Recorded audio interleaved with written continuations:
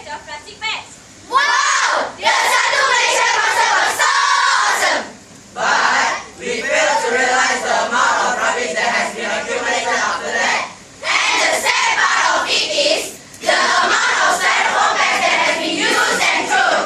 Mankind has been warned from time to time that styrofoam bags cannot degrade by itself and will remain hazardous to our earth. Indeed, a pitiful sight, but something must be done. First step, we should all stop using styrofoam bags to store our food. Let's all go back to the olden days of using different kinds of paper packs. Now, we also have biodegradable bags made available, and this would indeed be a great